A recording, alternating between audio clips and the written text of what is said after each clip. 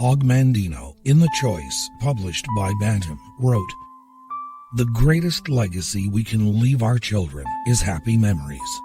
Those precious moments, so much like pebbles on the beach that are plucked from the sand and placed in tiny boxes that lie undisturbed on tall shelves until one day they spill out and time repeats itself with joy and sweet sadness in the child, now an adult. Memories, love's best preservative." Hello once again, I'm Don Jackson.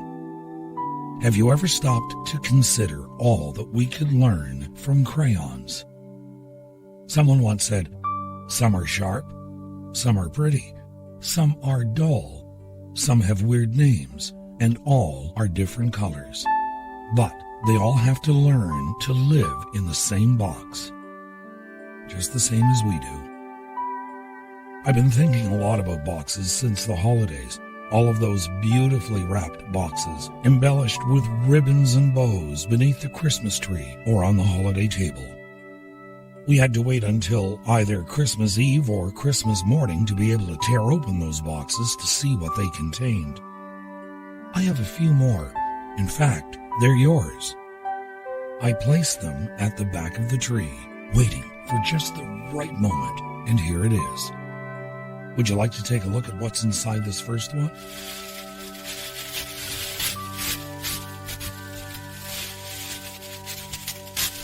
Let me see.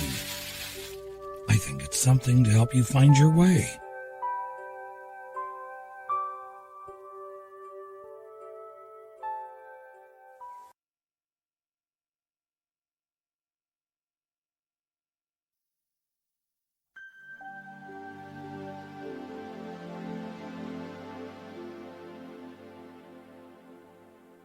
Rilke knew that the things we save for nature, like a rose that we take pains to dry and preserve, are not always forgotten. How many times I have seen you in a perfumed jewel box, beside a lover's lock, or in a beloved book that one rereads alone. There is a wonderful line in the film based on Nicholas Sparks's book Message in a Bottle about a gift from Teresa. The inscription Teresa had engraved in the lid of the box that held the compass said, "So you'll always know where you are and where home is." And maybe that's why I thought a compass is a good first gift to open during this program. This is an excerpt from the 1990 edition of the Friendship Book of Francis Gay, and I quote, "A handsome prince once went to see 3 beautiful sisters in order to choose one for his bride. He took with him 3 gifts wrapped in separate boxes, each tied neatly with satin ribbon. He presented these to the girls in turn and watched their reactions. The first demanded scissors and quickly snipped the string to unwrap her present. The second called for a knife and immediately cut through the ribbon and tore open the parcel. The third sat down and slowly and carefully loosened the knot and unfolded the paper. It took much longer, of course, but she was in no hurry and was delighted with her gift when it was revealed. When the time came for the prince to choose his bride, he selected the third young lady because he said she had shown the quality he admired most, patience. He knew it would stand them in good stead in their future years of happiness together."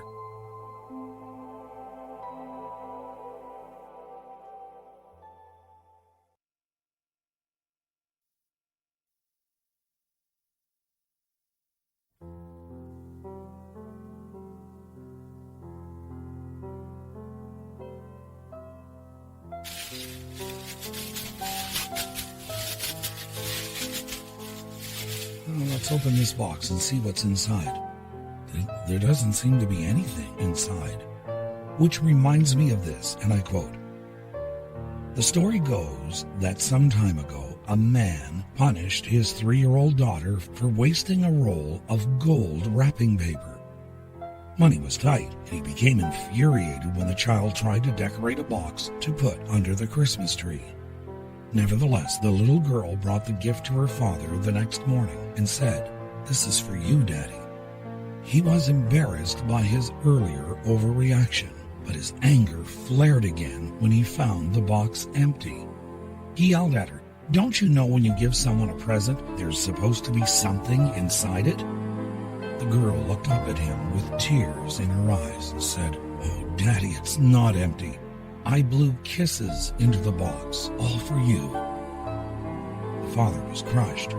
He put his arms around his little girl and begged her for forgiveness. It is told that the man kept the gold box by his bed for years, and whenever he was discouraged, he would take out an imaginary kiss and remember the love of the child who had put it there. In a very real sense, each of us as humans have been given a gold container filled with an unconditional love and kisses from our children, friends, family. There is no more precious possession anyone could hold.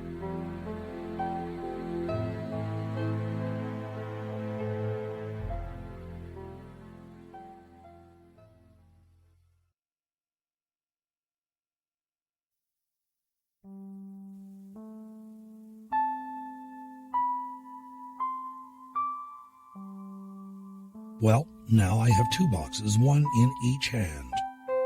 There is a very powerful story that goes with each one of these boxes, and I quote, "I have in my hands two boxes which God gave me to hold.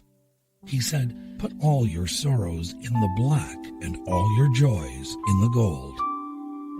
I heeded his words, and in the two boxes both my joys and sorrows I stored. But though the gold became heavier each day, the black was as light as before. With curiosity, I opened the black. I wanted to find out why, and I saw in the base of the box a hole which my sorrows had fallen out by. I showed the hole to God and mused aloud, I wonder where my sorrows could be. He smiled a gentle smile at me. My child, they're all here with me. I asked, God, why give me the boxes? Why the gold and the black with the hole? My child, the gold is for you to count your blessings. The black is for you to let go.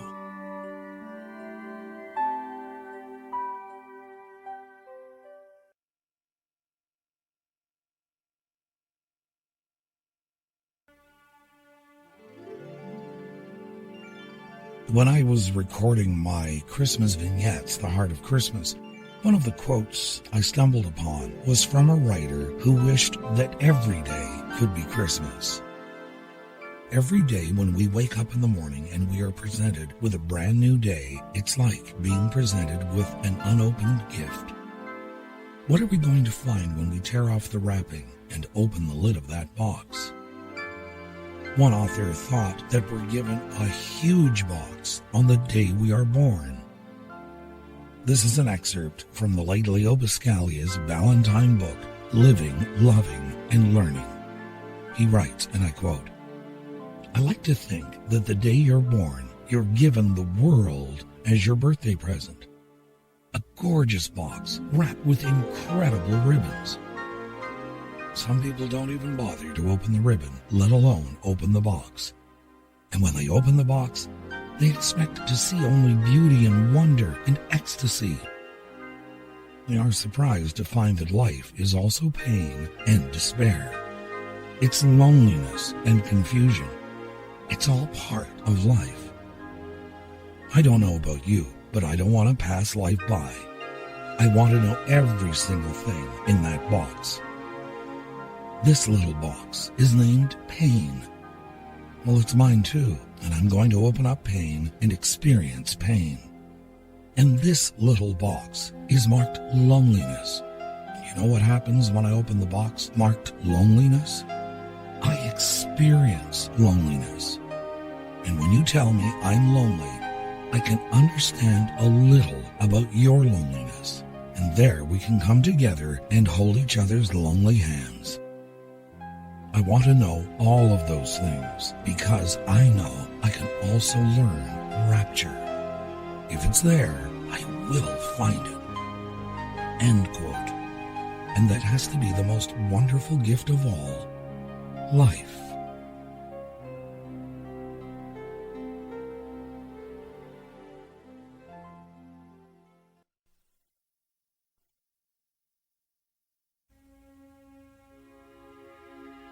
Let's take a look inside of this next box that I've saved for you under the Christmas tree. When you rip the wrapping off and open up the box, it's a piece of rock inside. Now I remember why I put a little piece of rock inside this box. It's a story called The Limits of Love, and I quote, "After the divorce, her teenage daughter became increasingly rebellious. It culminated late one night when the police called to tell her that she had to come to the police station to pick up her daughter, who was arrested for drunk driving. They didn't speak until the next afternoon.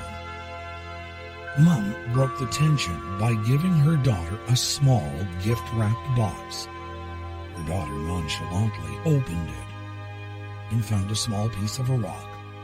She rolled her eyes and said, 'Cute, Mom. What's this for?' 'Here's the card,' Mom said. Her daughter took the card out of the envelope and read it. Tears started to trickle down her cheeks. She got up and gave her mom a big hug as the card fell to the floor. On the card were these words: 'This rock is more than 200 million years old. That's how long it will take before I give up on you.'"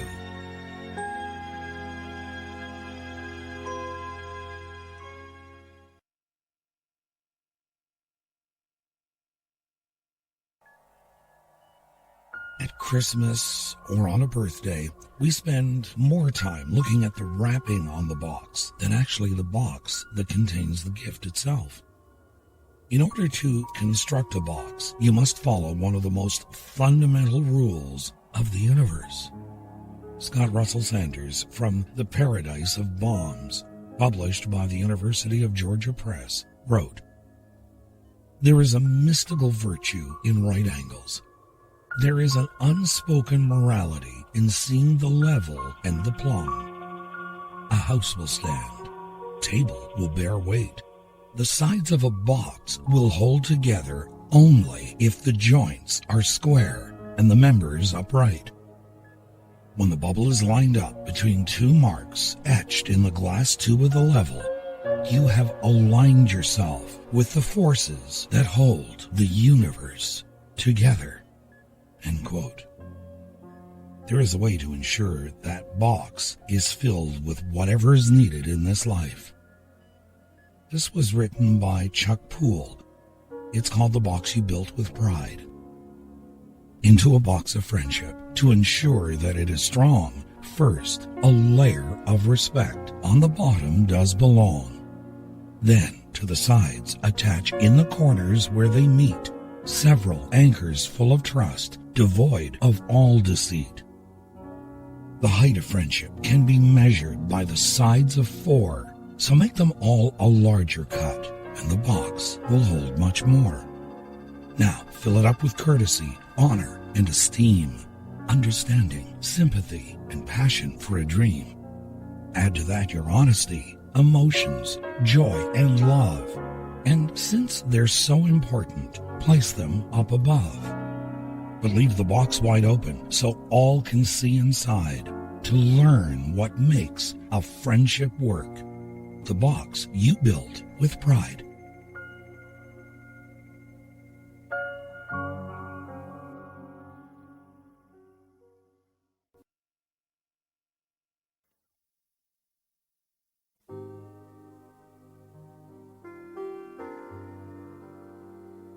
Craftsmen are just as careful choosing the box as they are the tools that will be carried in it.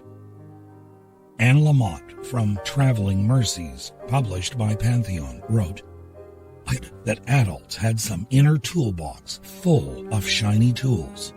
The hammer of wisdom, the saw of discernment, the sandpaper of patience. But when I grew up, I found that life handed you these rusty, bent, old tools. Friendships, prayer, conscience, honesty, and said, do the best you can with these. They'll have to do. Mostly, against all odds, they're enough. End quote. Something to think about throughout the course of the year. Good night, sweet dreams. I'm Don Jackson.